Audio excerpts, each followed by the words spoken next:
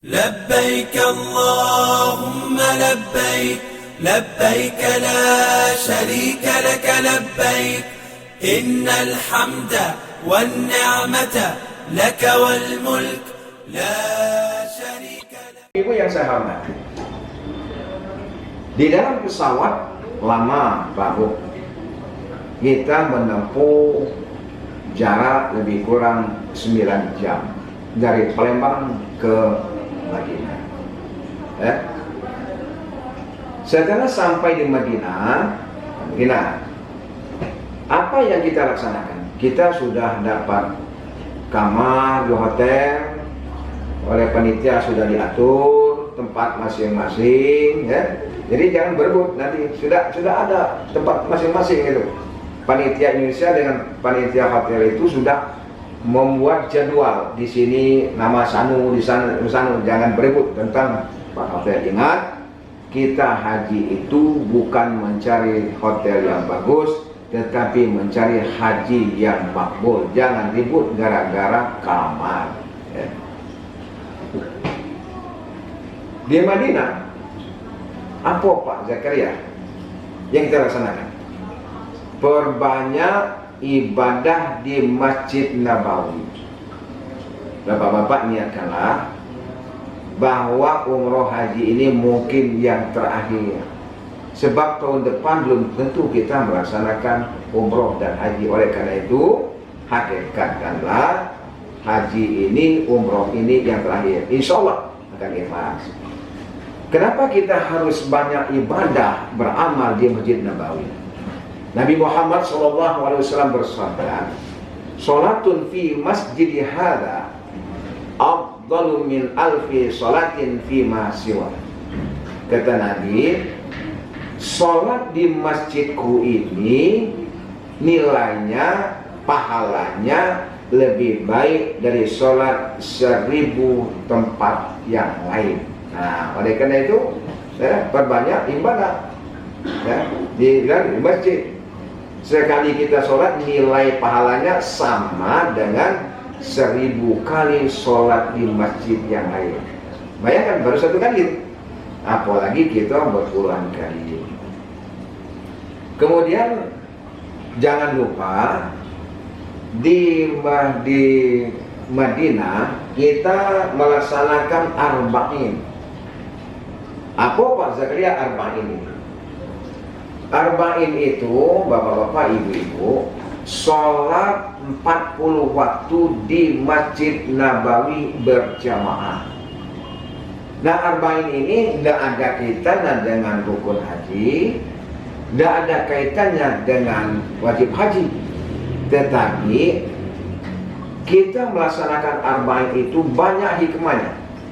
Nabi Muhammad SAW menyatakan, "Man sholat fi masjidi arba'ina sholatan la tafutuhu sholatan katabat lahu bara'atu minan nar wa bara'atu minal adab wa bari'a minal nifaq." Artinya, ini manfaat kita sholat arba'in. Siapa yang sholat di masjidku, kata Nabi, Masjid Nabawi, 40 kali sholat fardu. Nah, ini arba'in, dan tidak pernah meninggalkan waktunya, jadi harus rutin, ya, 40 waktu itu, maka orang tersebut dicatat oleh Allah sebagai orang yang selamat dari api neraka dan selamat dari azab dan dijauhkan dari nifaq. Kemudian yang ketiga, kita dianjurkan untuk berdoa di Raudhah. Raudhah itu apa? Raudhah itu adalah antara rumah Nabi dengan mimbar Nabi. Kata Nabi, "Ma baina baiti wa mimbari raudhatun min riyadil jannah." Kata Nabi, di antara rumahku dan mimbarku ada satu kebun di antara kebun-kebun di surga. Nah, ini hikmahnya. Jadi kita dianjurkan untuk berdoa di Raudhah. Nah, kalau kita masuk masjid, di mana Raudhah itu cirinya tempat kita berdoa, apabila ambalnya hijau, yang lain itu tidak sama. Masuk wilayah ambalnya hijau, kita disunatkan usahakan sholat, kemudian baru berdoa. Dan jangan sampai kita memaksakan diri. Artinya, kalau di tempat yang sempit, berdesak-desakan, kemudian ada tempat yang agak sepi, agak tenang, kita lebih baik berdoa, termasuk sholat di tempat yang sepi, asal masuk raudhah. Karena kata Nabi, berdoa di raudhah itu adalah tempat yang mustajab, yang dikabulkan oleh Allah Subhanahu wa Ta'ala. Nah, sesudah kita berdoa di raudhah, kita dianjurkan untuk ziarah ke makam Rasulullah, makam Abu Bakar dan Umar bin Khattab. Caranya bagaimana? Kita memberikan salawat pada Rasulullah. Allahumma sholli ala Muhammad wa ali Muhammad. Ya, tata caranya yang kita baca ketika salawat ini ada di dalam audio haji ini. Oleh karena itu, bapak-bapak yang sudah dapat audio haji ini sering-sering dibuka. Cara memberi salam, cara berdoa di raudhah. Kalaupun tidak bisa kita laksanakan doa di dalam yang sudah dituntun audio haji ini, ya kita berdoa menurut apa yang kita inginkan, karena Allah Subhanahu wa Ta'ala mengetahui apa yang kita doakan, walaupun dengan bahasa Indonesia. Bisa juga kita berdoa. Lalu yang berikutnya, kita diajak ziarah. Ziarah ini adalah menurut aturan yang sudah ditentukan oleh majmu'ah. Ziarah yang sudah diatur oleh panitia haji. Baik itu ziarahnya ke Jabal Uhud, ke Masjid Qiblatain, ke Masjid Quba. Dan diusahakan bapak-bapak, ibu-ibu, kalau mau berangkat ziarah, mengambil air wudhu terlebih dahulu. Karena kita akan masuk Masjid Quba, akan sholat di Masjid Quba. Sebab kata Nabi, man tatahhara fi baitihi thumma ata Masjid Quba fa shalla fihi salatun kana lahu ka ajri umratin. Artinya, siapa yang sudah bersuci, siapa yang sudah ambil wudhu, maksudnya di rumahnya, kata Nabi. Kalau kita ini bukan di rumah, di hotel sudah ngambil air wudhu, kemudian kita pergi ke Masjid Quba, sholat di dalam Masjid Quba, pahalanya sama nilainya 1 kali umroh. Nah, oleh karena itu, kalau kita ambil wudhu, tidak sempat ambil wudhu atau batal ambil wudhu, di sana ada tempat ambil wudhu, tapi maklum tempat yang banyak tentunya antri. Oleh karena itu, usahakan dari rumah sudah mengambil air wudhu. Bapak-bapak, ibu-ibu yang saya hormati, selesai arba'in, artinya sudah lewat 8 hari, kita berada di Madinah, sudah beribadah, sudah berzikir, sudah tilawatil Quran, kita akan diberangkatkan ke Mekah untuk melaksanakan umroh. Nah, sebelum kita berangkat, bapak-bapak, ibu-ibu, kita disunatkan untuk mandi. Mandi apa? Mandi ihram. Niatnya bagaimana? Di samping ada di dalam audio haji ini, akan saya bacakan cara melaksanakan mandi umroh. Nawaitul ghuslah lil ihram sunnatan lillahi ta'ala. Ajaku mandi untuk ihram sunat karena Allah Subhanahu wa Ta'ala. Nah, ini yang pertama, sebelum kita berangkat, sebelum ihram, disunatkan mandi lebih dahulu. Hukumnya sunat. Berapa rakaat? 2 rakaat. Rakaat pertama biasa, sesudah Fatihah baca surah Al-Kafirun. Sudah Al-Kafirun, kemudian rakaat kedua sudah Fatihah baca surah Al-Ikhlas. Nah, itu sholat. Kemudian baru berdoa. Yang kedua apa? Sudah sholat, kita membersihkan diri, umpamanya mencukur jenggot, kemudian motong kuku dan yang lain-lain. Sudah itu apa? Nah, sudah kita mandi, sudah membersihkan diri, mencukur jenggot dan lainnya, baru kita menggunakan pakaian ihram. Nah, pakaian ihram laki-laki wanita berbeda. Kalau laki-laki dia pakai 2 helai kain, satu jadikan kain, satu jadikan selendang. Nah, itu pakaian untuk laki-laki tanpa pakaian dalam. Ini berbeda. Nah, cara memakai ihram yang sudah dulu dipraktekkan. Oleh karena ini jarang, seumur hidup sekali memakai ihram atau setahun sekali pakai ihram, maka kadang-kadang lupa. Oleh karena itu, di dalam kamar masang ihramnya saling bantulah dengan bapak-bapak, karena satu kamar bapak-bapak berbeda dengan kamar ibu-ibu. Nah, kalau bagi wanita pakai ihram yang penting yang bisa kelihatan muka dan telapak tangan. Nah, itu untuk wanita atau laki-laki ya. Saya ulang lagi, yang kelihatan mukanya dan telapak tangan seluruhnya tertutup. Nah, itu aurat ihram bagi wanita. Sudah 3 kita laksanakan ya. Mandi sudah, membersihkan diri, cukur, gunting kuku dan sebagainya sudah, pakaian ihram sudah. Kemudian kita akan diberangkatkan ke Bir Ali. Mengapa Bir Ali? Bir Ali tempat kita pasang niat, miqatnya Bir Ali, tempat kita pasang niat.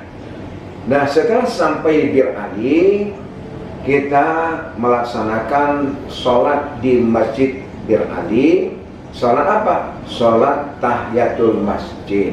Nah, sholat tahiyatul masjid biasa, sholat tahiyat yang biasa. Sesudah sholat tahiyatul masjid, disunatkan sholat sunat ihram 2 rakaat. Nah, bagaimana cara niatnya? Usolli sunnatal ihram rak'ataini lillahi ta'ala. Sajaku sembahyang sunat ihram 2 rakaat karena Allah. Sudah kita sholat, berdoa, kemudian jangan terlalu panjang karena kita berombongan bis biasanya tidak lama, akan menunggu di sana. Kita akan diberangkatkan ke Mekah. Nah, sudah pasang ihram, baru kita naik bus, pasang niatnya di bus. Ada yang memimpinnya, ketua rombongan di dalam bus untuk memimpin lafal niat ihram, niat umroh. Apa niatnya? Yang pertama diantaranya, ini sudah ada di dalam audio ini. Jadi kalau kita menghafal, sering-sering buka ini, labbaik Allahumma umroh, atau dengan yang panjang, nawaitul umrata wa ahramtu biha lillahi ta'ala. Nah, sesudah kita pasang niat di dalam mobil, niat umroh ya, bapak-bapak, ibu-ibu harus hati-hati jaga larangan-larangan ihram. Nah, apabila kita melanggar larangan ihram, kita bayar dam. Dam itu ada 3 macam, ada menyembelih kambing, ada yang puasa, ada juga yang memberi makan kepada orang yang miskin. Nah, itu boleh pilih antara 3 itu. Nah, bagi laki-laki apa yang harus hati-hati jangan sampai melanggar larangan ihram? Yang pertama, jangan memakai pakaian yang berjahit ya. Jadi oleh karena itu harus 2 lembar itu tidak ada pakaian lain ya. Kecuali yang boleh adalah ikat pinggang. Nah, ikat pinggang boleh karena dia mengikat ihram yang kita pakai. Kemudian jangan sampai kita menutup kepala yang melekat. Artinya yang melekat itu topi, kopiah, sorban. Nah, itu tidak boleh. Itu termasuk larangan ihram. Kemudian yang laki-laki juga, yang ketiga, tidak boleh memakai sepatu yang menutup mata kaki. Nah, apabila menutup mata kaki, itu termasuk larangan ihram juga bagi laki-laki. Bagi perempuan apa? Bagi perempuan tidak boleh berkaos tangan yang menutup. Nah, tadi tidak ada yang terbuka kaos tangan itu. Dan juga yang kedua, tidak boleh pakai cadar. Tidak boleh pakai cadar. Jadi mukanya terbuka, kemudian tangannya, kaosnya, tapak tangannya terbuka.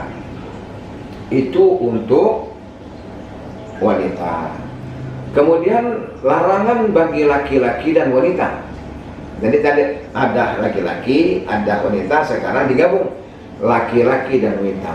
Yang pertama, larangan ihram, tidak boleh memakai wangi-wangian. Wangi-wangian, ya. Tidak boleh pakai wangi-wangian. Oleh karena itu kalau kita mandi jangan sampai memakai sabun yang berwangi, sabun mandi. Boleh juga kita mandi pakai ihram, tapi tidak boleh pakai yang wangian. Yang kedua, jangan sampai kita memotong kuku, mencukur dan mencabut rambut apapun, tidak boleh. Itu larangan ihram. Yang ketiga, membunuh binatang, tidak boleh. Kecuali binatang yang membahayakan, boleh. Ya, kira-kira membahayakan ini boleh. Yang keempat, memotong kayu-kayuan dan mencabut rumput. Nah ini ingat, ini kadang-kadang tidak disadari, tegak-tegak dia bawa pohon kurma, akhirnya melanggar larangan ihram. Kemudian yang kelima, waktu kita pakai ihram jangan mengadakan pernikahan atau melamar atau pernikahan. Yang termasuk yang keenam, tidak boleh berjumbuh rayu yang mendatangkan syahwat. Yang ketujuh, jangan bertengkar. Jemaah haji ini kadang-kadang setiap tahun ini masalah ini terjadi. Jangan bertengkar, jangan mencaci maki, jangan mengucapkan perkataan yang kotor. Nah ini kalau dia melaksanakan larangan ini, dia tidak bayar dam, tapi hajinya tidak ada nilai. Di dalam Al-Quran surah Al-Baqarah ayat 197, faman farada fihi al-hajja fala rafatha wala fusuqa wala jidala fil hajj. Maksudnya dalam melaksanakan ibadah haji, satu, jangan berkata kotor, jangan berbuat fasik, jangan bertengkar, apalagi bagocok. Nah ini kadang-kadang sering terjadi ini, umroh dan haji sering terjadi pertengkaran, sering jadi perkelahian. Nah ini tidak bayar dam, tetapi nilai hajinya tidak ada.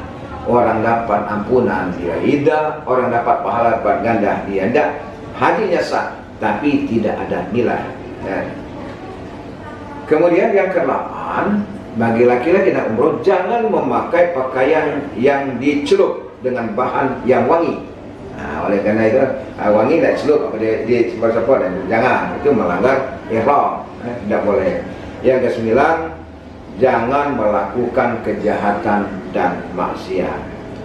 Ini bagi laki dan perempuan ada 9. Sesudah kita pakai ihram, kemudian kita berangkat, sudah niat ihram, berangkat menuju Mekah, sepanjang jalan bapak-bapak, ibu-ibu baca talbiyah.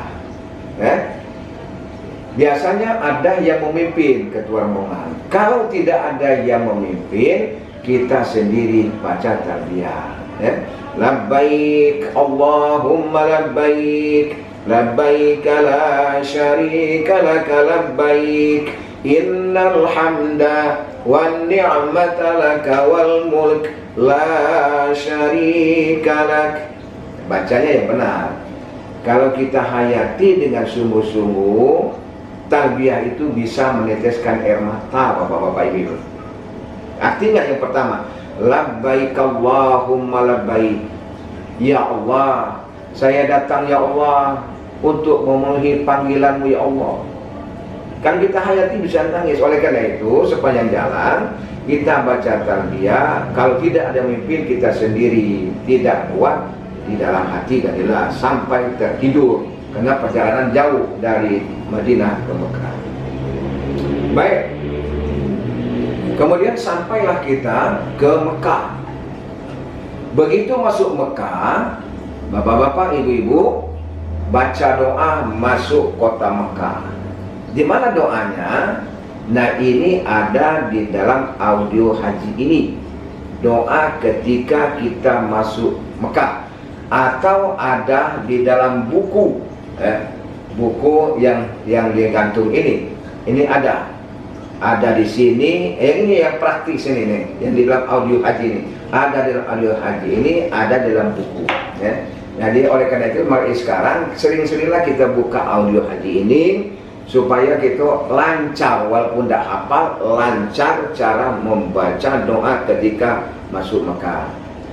Kemudian kita juga akan tawaf, akan masuk Masjidil Haram. Masjidil Haram juga berdoa, ya, ada di dalam ini.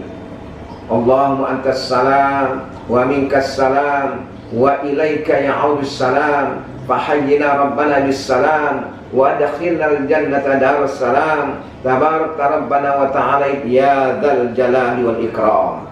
Nah, ini doa ketika kita masuk Masjidil Haram. Setelah kita masuk Masjidil Haram, lalu kita melihat Ka'bah. Begitu kita melihat Ka'bah, berdoa lagi. Apa doanya? Ini ada di dalam audio haji ini. Oleh karena itu bapak-bapak, ibu-ibu, sering-seringlah yang sudah dapat ini buka audio haji supaya kita lancar, minimal lancar, apalagi hafal, hafal.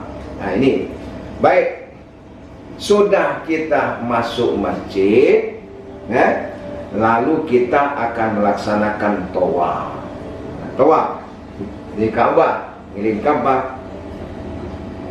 Apa syarat sah tawaf? Nah, Anda harus hati-hati. Syarat sah tawaf yang pertama, suci dari hadas dan najis. Jadi bapak-bapak, ibu-ibu mau tawaf, suci dari hadas dan najis, artinya kita mengambil air wudu. Syarat sah tawaf, artinya kalau tidak berwudu tidak sah. Yang kedua, syarat sah tawaf menutup aurat. Laki-laki auratnya dari pusat sampai ke jempol, itu kan. Perempuan semuanya tertutup kecuali muka dan telapak tangan. Dan kita jangan terpengaruh, sebab waktu tawaf itu ada juga kita lihat jamaah yang lain bukan dari Indonesia, kainnya sudah di bawah pusat. Kadang-kadang tuh ada pusat, kadang-kadang tuh tidak enak lihatnya.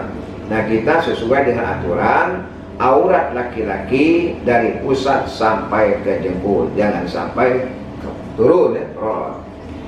Lalu yang ketiga, syarat sah tawaf. Yang ketiga, kita tawaf itu berada di dalam Masjidil Haram. Kalau kita tawaf berkeliling di luar Masjidil Haram, itu tidak sah. Yang keempat, mulai dari Hajar Aswad. Nah, kita mulai dari Hajar Aswad 7 putaran. Putaran yang pertama disunatkan untuk menghadap ke Ka'bah. Putaran pertama. Kalau tidak sempat, kita hanya mengangkat tangan istilam, mengucapkan Bismillah ya Allahu Akbar. Seorang-orang kita mengucup Hajar Aswad, itu namanya istilam. Dimulai dari Hajar Aswad. Lalu yang kelima, Ka'bah itu posisinya di sebelah kiri kita. Jadi kita tawaf itu Ka'bah posisinya berada di sebelah kiri, ya, di jalan. Di luar Ka'bah, di luar Ka'bah artinya tidak di dalam. Di luar Ka'bah termasuk selama kita tawaf jangan masuk Hijr Ismail. Sebab Hijr Ismail itu kata Nabi sama dengan di dalam Ka'bah. Jadi kita di luar Ka'bah, termasuk jangan masuk ke Hijr Ismail. Yang berikutnya adalah kita mengelilingi Ka'bah itu 7 putaran. 7 putaran. Dan doanya ada lagi dalam ini. Ada di dalam audio visual. Nah, kalaupun tidak bisa, nanti kita membacanya karena kita tidak hafal, cukup tasbih, tahmid dan takbir. Subhanallah walhamdulillah wa la ilaha illallah wallahu akbar. Subhanallah walhamdulillah wa la ilaha illallah wallahu akbar. Nah, sambil berdoa. Sesudah kita tasbih, tahmid, takbir, kita berdoa sampai ke rukun Yamani. Ketika sampai rukun Yamani, kita mengangkat tangan mengucapkan Allahu Akbar, bukan istilah Allahu Akbar. Sesudah mengucapkan Allahu Akbar, kita berdoa sampai ke Hajar Aswad. Sampai ke Hajar Aswad. Doanya Rabbana atina fid dunya hasanah wa fil akhirati hasanah wa qina adzabannar wa adkhilnal jannata ma'al abrar ya aziz ya ghaffar ya rabbal alamin. Umpamanya sudah habis, belum sampai, diulang lagi doa aja sampai ke Hajar Aswad. Kemudian yang terakhir yang kita laksanakan tawaf, selama tawaf jangan menyentuh Ka'bah dan jangan menyentuh Hijr Ismail. Kalau mau menyentuh Ka'bah, mau masuk Hijr Ismail, selesaikan dahulu tawaf, baru kita pegang Ka'bah. Nah, selesai tawaf 7 putaran, lalu kita melaksanakan sholat sunat tawaf. Di mana? Di belakang makom Ibrahim.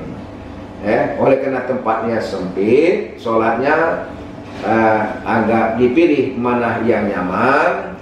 Sesudah kita sholat, berdoa menghadap ke multazam. Multazam itu ada tempat doa yang mustajab. Di mana multazam? Multazam itu bapak-bapak, ibu-ibu, antara pintu Ka'bah dengan Hajar Aswad. Kalau kita tidak setentangan dengan multazam berdoa, kita bergeser, yang jelas arah ke multazam. Berdoalah di sana. Insya Allah doanya mustajab. Nah, sesudah kita berdoa di multazam, kita ke belakang minum air zam-zam. Disunatkan minum air zam-zam, dan cara minum air zam-zam berdoa. Doanya ada lagi di dalam audio haji ini. Atau boleh juga kita minum air zam-zam, mengucapkan salawat pada Nabi, Allahumma sholli ala Muhammad wa ali Muhammad. Doakan apa saja yang kita doakan, karena kata Nabi, ma'un zam-zam liman syarabalah. Air zam-zam itu tergantung niat orang yang minum, insya Allah akan diijabah oleh Allah. Bapak-bapak, ibu-ibu yang saya hormati, sesudah kita minum air zam-zam, sudah tawaf, kita akan melaksanakan sa'i menuju ke Bukit Sofa. Begitu Bukit Sofa, kita membaca doa. Doanya ada di dalam audio haji ini, atau ada di dalam buku kepada bapak-bapak, ibu-ibu sini. Nah, supaya ini praktis, audio haji ini sering-seringlah dibawa. Di mana kita berada, kita buka dengar cara berdoa di atas Bukit Sofa. Dari Bukit Sofa, kemudian kita menuju Marwah. Berapa kali? 7 kali kita bolak-balik. Kemudian di pilar hijau, bagi bapak-bapak disunatkan berlari dari kecil. Sambil berlari, apa yang baca? Nah, inilah manfaatnya audio haji ini. Doanya ada di sini, kan? Saya tidak akan jelaskan karena mengingat waktunya. Memang ada di dalam audiovisual, ada di dalam buku yang kita bawa nanti untuk melaksanakan tawaf dan sa'i. Dan sesudah kita melaksanakan sa'i, kemudian sampai di Bukit Marwah, kita tahallul. Tahallul artinya bercukur. Sudah sa'i, bercukur. Bagi laki-laki disunatkan sebaiknya digunting atau dicukur bagian kanan lebih dahulu, kepala itu, kemudian sebelah kiri. Nah, itu bagi laki-laki. Bagi wanita yang penting potong rambutnya minimal 3 helai untuk wanita. Bagaimana kalau ada yang gondol, kepalanya botak, tidak ganti rambut? Nah, tidak ganti gunting, tempelkan saja gunting atau pisau di kepalanya tempat botak itu, seolah-olah kita menggunting dengan isyarat. Nah, itu bagi yang tidak ada rumput atau botak. Kemudian sesudah itu silakan berdoa di atas Bukit Marwah. Kemudian selesailah rangkaian daripada umroh. Tahallul artinya sudah halal apa yang dilarang, ya. Yang larangan tadi, kecuali yang ada hubungan suami istri tidak boleh, lalu dalam rangka kayak haji itu kan. Nah, habis selesai sudah tahallul, nah, boleh melepas pakaian ihram. Ingat, tidak boleh melepas pakaian ihram kecuali tempat yang tertutup. Selama pakaian ihram, boleh tak mandi Pak Zakaria? Boleh, tapi dalam kamar mandi. Tidak boleh buka aurat, terutama ibu-ibu. Kalau sudah pakai ihram, ingat jangan sampai melepas ihram di depan orang banyak. Karena banyak terjadi, tahu-tahunya, "Lah Bu, kamu ibu dapat ihram apa dilepas?" Nah, ini terjadi kan, jangan sampai terjadi. Bapak-bapak, ibu-ibu yang saya hormati. Nah, selesailah kita melaksanakan umroh. Berapa lama kita berada di Mekah? Lama. Apa yang kita laksanakan? Banyak-banyak beribadah di Masjid Haram. Sebab kata Nabi, kalau sholat di masjidku nilai pahalanya sama dengan 1000 kali tempat yang lain. Tetapi di Masjid Haram nilai pahalanya sama dengan 100.000 sholat di tempat yang lain. Jadi banyak-banyak kita ibadah, jangan banyak di hotel. Ada juga yang malas, mana Pak? Ya, gitu ini di Mekah sama baik. Tidak sama di hotel dengan di masjid, tidak sama. Usahakan banyak ibadah, zikir, baca Quran di Masjidil Haram. Pahalanya berlipat ganda diberikan oleh Allah Subhanahu wa Ta'ala. Berapa lama kita nunggu akan berangkat wukuf di Arafah? Wukuf di Arafah itu berapa lama? Nah, kan? Tanggal 9, 10, 11, 12, 13. Cuma 5 hari. Nah, nanti tanggal 8 kita siap-siap akan berangkat ke Arafah untuk wukuf di Arafah. Kenapa? Karena inti haji itu kata Nabi, al-hajju Arafah. Haji itu intinya wukuf di Arafah. Inilah bedanya bapak-bapak, ibu-ibu haji dengan umroh. Tanggal 8 kita mulai berangkat ke Arafah. Tanggal 9 puncaknya kita wukuf, artinya berada tinggal di Arafah. Untuk apa? Pertama kita akan mendengarkan khutbah wukuf, kemudian sholat jama', jama' zuhur dan asar, itu di Arafah. Sesudah demikian, jadi di Arafah itu banyak apa yang kita laksanakan di Arafah. Mulai tanggal 8 malamnya kita berada di sana sampai wukuf di Arafah. Dan kita akan meninggalkan Arafah tanggal 9 sorenya. Nah ingat, tanggal sorenya kita akan berangkat ke Mina. Banyak-banyak berdoa minta ampun pada Allah. Kenapa? Kata Nabi, doa yang makbul adalah doa di Arafah. Di Arafah. Doa yang makbul adalah doa di Arafah. Mintalah di sana, minta ampun dan sebagainya, mintalah di sana, macam-macam kan? Kesempatan yang baik kita hukum di Arafah. Ini ingat, kita sudah pakai ihram. Ingat tadi, sudah pakai ihram. Dari mana pakai ihramnya? Dari hotel ketika kita akan berangkat ke Arafah. Pakai ihram. Sudah pasang niat. Niat apa? Labbaik Allahumma hajjan. Ada juga di sini. dan ada juga di dalam buku ini. Sudah kita pasang niat, ingat larangan ihram sama dengan larangan ihram waktu umrah tadi. Jangan melanggar larangan ihram. Kalau melanggar larangan ihram, kita akan kena dam. Nah, di Arafah perbanyak zikir, perbanyak baca Quran, perbanyak istighfar, ada di dalam audio haji ini. Kemudian sesudah tanggal 9 kita akan diberangkatkan ke Musdalifah. Akan diberangkatkan ke Musdalifah. Apa yang kita laksanakan istilahnya mabit di Musdalifah.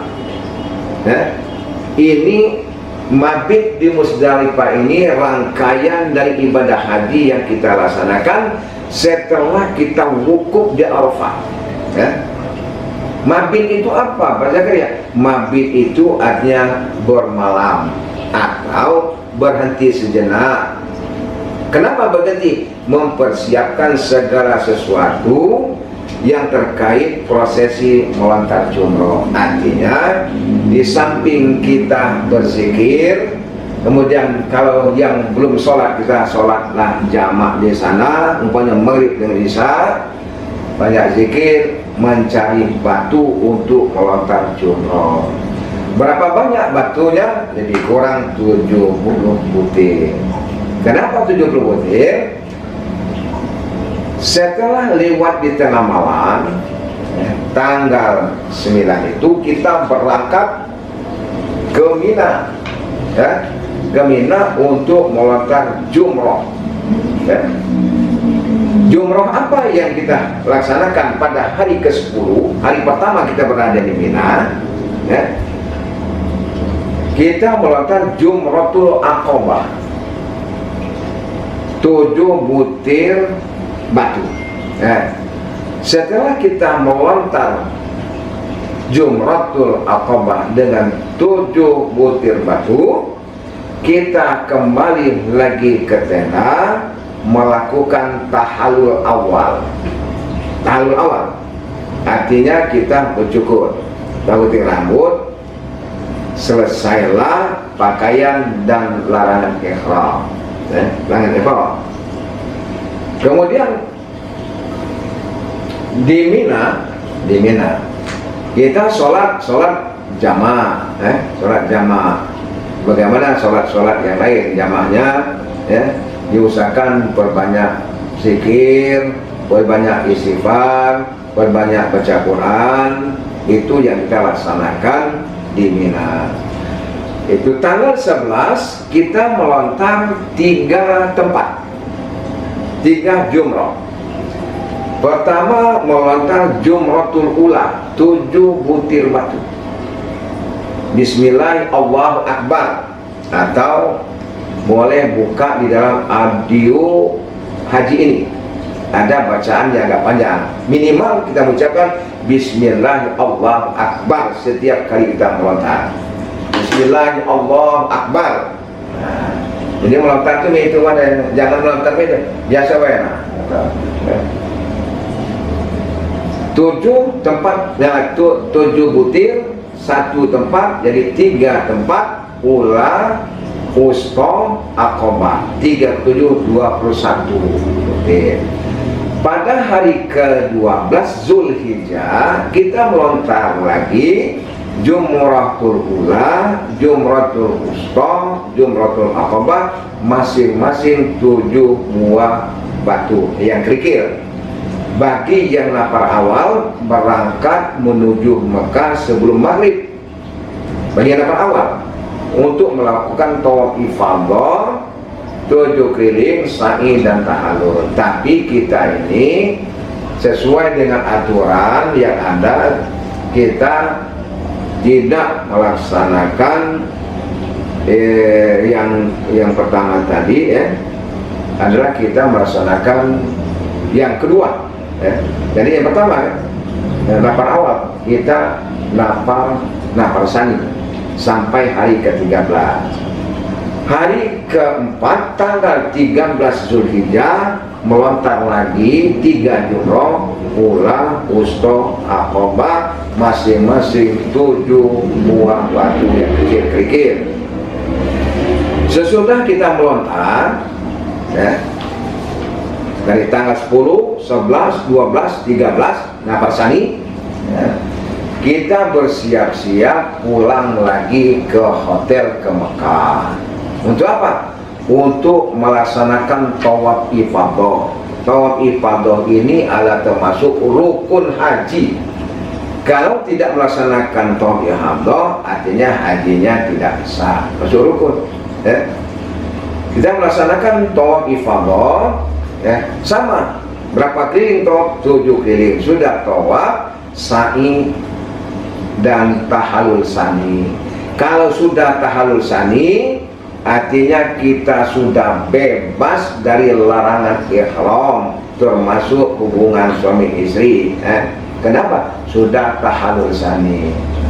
Bapak-bapak, ibu-ibu yang saya hormati, saya kira demikian saja ya manasik haji yang saya sampaikan ya. Untuk lengkapnya baca buku, kemudian dengarkan audio haji ini. Mudah-mudahan ibadah haji kita makbul, diterima oleh Allah Subhanahu wa Ta'ala. Kemudian apabila kita makbul, kita pelihara haji sampai meninggal dunia, mudah-mudahan itulah haji mabrur. Sebab Nabi pernah bertanya pada jamaah haji yang sudah wukuf di Arafah. Ada 3 pertanyaan Nabi. Kata Nabi, saudara-saudara yang sudah wukuf di Arafah akan saya tanya 3 pertanyaan. Yang pertama kata Nabi, hari apakah hari ini? Yang kedua, di mana kita berada sekarang? Yang ketiga, bulan apakah bulan ini? Dijawab oleh jamaah haji, bapak-bapak, ibu-ibu, pertanyaan Nabi tersebut, ya Rasulullah, hari ini hari yang suci, tempat ini tempat yang suci, bulan ini bulan yang suci. Apa kata Nabi? Saudara-saudara yang sudah wukuf di Arafah sekarang kembali suci sebagaimana bayi yang dilahirkan oleh ibunya. Oleh karena itu kata Nabi, sejak selesai wukuf ini, sudah mengambil haji ini, peliharalah haji sampai meninggal dunia. Itulah kata haji mabrur. Al-hajju mabrur laisa lahu jazaa illa jannah. Haji mabrur tidak ada ganjarannya kecuali surga yang disediakan oleh Allah Subhanahu wa Ta'ala. Oleh karena itu, Bapak Ibu, berbeda orang yang belum haji dengan sudah melaksanakan haji. Kalau sebelum haji sering berkata kotor, pulang di haji tidak lagi berkata kotor. Kalau sebelum haji jarang datang ke masjid, sudah haji sering datang ke masjid. Itu artinya ada perubahan, ada peningkatan ya, ada peningkatan. Saya kira demikian. Billahi taufiq wal hidayah. Assalamualaikum warahmatullahi wabarakatuh.